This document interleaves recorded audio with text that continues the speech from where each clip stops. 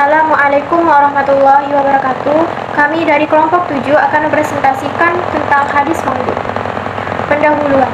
Sejarah pemalsuan hadis bermula pada sekitar tahun 40 Hijriah, yaitu kurun sahabat-sahabat junior dan tabi'in senior. Pemalsuan hadis merupakan salah satu dampak penaklukan negara-negara lain oleh umat Islam, seperti Persia, Romawi, Syam, dan Mesir. Banyak dari negara yang ditetapkan tersebut memeluk Islam, namun dari mereka ada yang tulus dan ada yang munafik, yaitu yang masih menyimpan dendam terhadap Islam. Benih-benih fitrah tersebut muncul pada masa kekhalifahan Utsman bin Affan, yaitu Ibnu Saba, seorang Yahudi yang berkeliling ke negara-negara Islam dengan hidden agenda menyebarkan propaganda di bawah tirai dukungan terhadap Ali dan keluarganya. Ali dan keluarganya mengaku bahwa Ali adalah penerima wasiat Nabi dan lebih berhak atas jabatan khalifah. Propaganda yang dilancarkan oleh Ibnu Saba ini menimbulkan perbedaan paham di kalangan kaum muslimin sampai Utsman bin Affan terbunuh oleh kelompok yang membenci Islam dan menyelinap di antara mereka yang berbeda paham.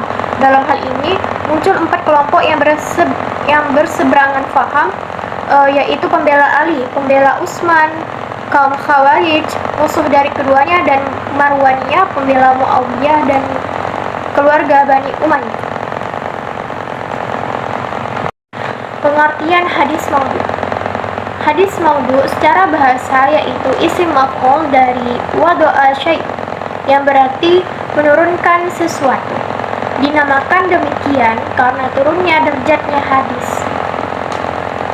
Dan yang kedua itu secara istilah ialah pembohong. Kebohongan yang sengaja diciptakan atau dibuat-buat kemudian dinisbatkan kepada Rasulullah SAW. Assalamualaikum warahmatullahi wabarakatuh. Saya akan melanjutkan pembahasan dari Salsabilah Biliyah, yaitu sebab-sebab munculnya hadis maudhu. Sebab-sebab munculnya hadis maudhu itu ada 4.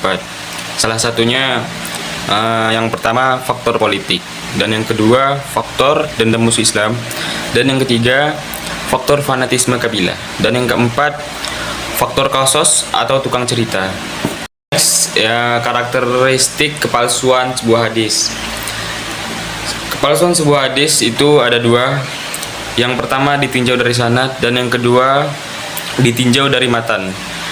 Yang ditinjau dari sanad itu juga ada 4. Salah satunya pengakuan dari perawi hadis, dan yang kedua adanya bukti, yang ketiga adanya keadaan perawi, dan yang keempat kedustaan perawi. Yang kedua tadi ditinjau dari matan. Ditinjau dari matan juga ada 4. Salah satunya lemah matannya, dan yang kedua rusaknya makna, dan yang ketiga bertentangan dengan Al-Quran, dan yang keempat menyalahi fakta sejarahnya. Next, contoh hadis maudhu yang beredar di masyarakat, yaitu salah satunya hubbul watani minal iman. Bisa diartikan dengan cinta tanah air sebagian dari iman. Terima kasih. Jadi kesimpulan yang bisa kita ambil dari presentasi tersebut, yaitu yang dimaksud dengan hadis maudhu atau hadis palsu adalah segala riwayat yang dinisabahkan kepada Rasulullah SAW, dan jangan mengada-ngada atau berbohong tentang yang tidak pernah diucapkan dan dikerjakan oleh Rasulullah SAW, serta tidak pula disetujui beliau. Faktor yang menyebabkan munculnya hadis maudhu adalah kebencian dan permusuhan, politik, fanatisme yang keliru, kebodohan, popularitas, dan ekonomi. Akibat munculnya hadis maudhu atau hadis palsu diantaranya adalah